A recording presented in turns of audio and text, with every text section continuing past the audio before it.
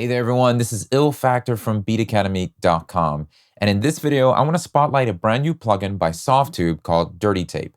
A great simple way to add dirt and warmth to just about anything in your tracks. Let me show you how I use it in this project. So here's a session I'm working on in Ableton Live. Let me play a little bit of the vibe.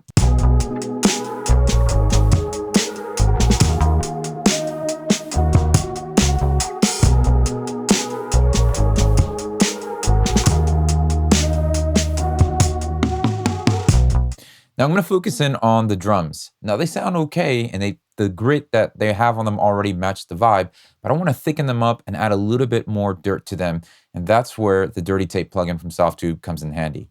So here on my drum bus, I have a acoustic drum kit running through the drum bus. I'm going to solo that, and I'm going to insert Softube's Dirty Tape right onto the drum bus.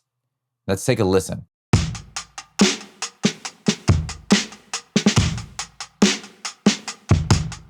This is without it.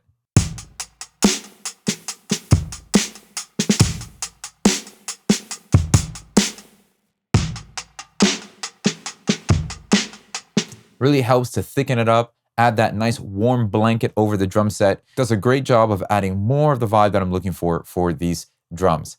Now, let me give you a little tour of the plugin. It's pretty straightforward. You've got your drive, how much drive you're cranking and adding to the signal, and then the dirt, how bad of a tape machine you're running these sounds through. So right now we're set onto the clean mode, but let's go ahead and dial it through so you can hear the difference.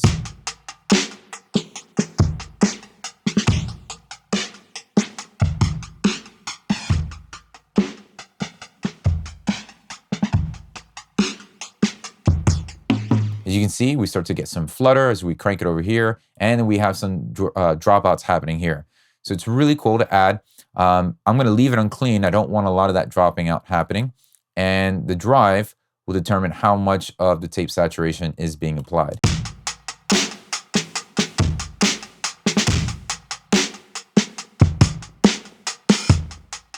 Even setting the drive to 0 and clean, we still hear a difference.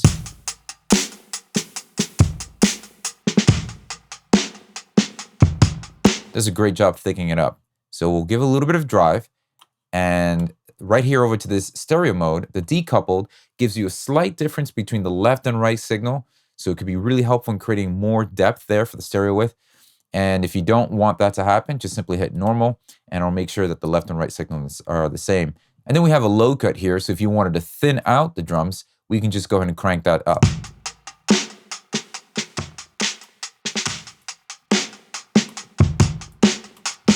And then your output. But there's some extra tools under the hood that can be really helpful in shaping and crafting the sound. So right over here, when you click one of these tools, we have on the bottom, you can adjust the headroom. And this basically allows you to get more saturation or more grit to the sound by decreasing and lowering the headroom amount. It's almost like when you're lowering the threshold of the point and when it starts to distort, that's what you're doing with lowering the headroom.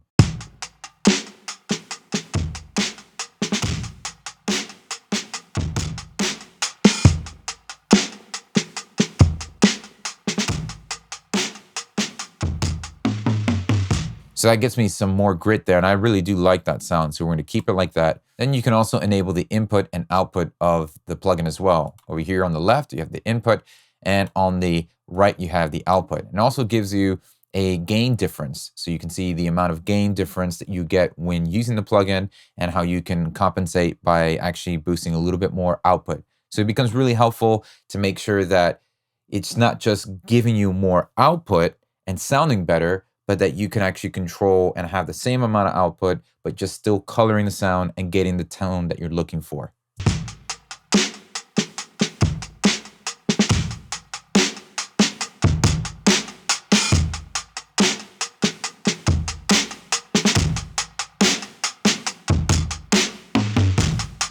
So it allows you to crank the input, get more of that characteristic of the dirty tape onto your sound, and then lower the output so that you can maintain the overall balance.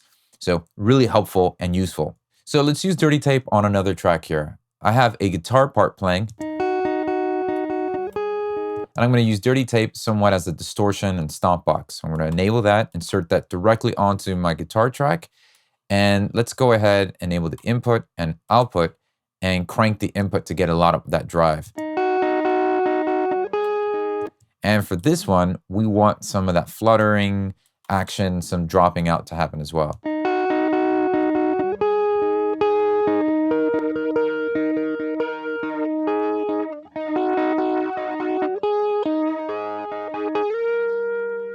And then I'm also going to use Dirty Tape to add some width and widen up the main riff I have going on throughout the track. Making sure that I set it to decouple here and just giving a little drive and moving the flutter knob a little bit.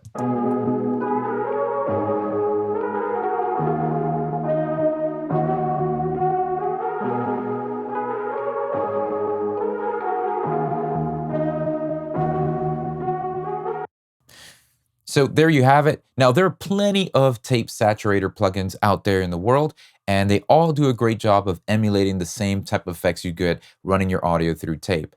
But what makes this one unique and cool is that you're actually running it through some pretty bad broken tapes, and you get a unique, distinct sound from that. And that's really nice. I like that. And this is when I really want some of that grit and dirtiness that I would get from tape saturation, a great tool to add and implement to get the sound that I'm looking for. Well, I hope this video was helpful.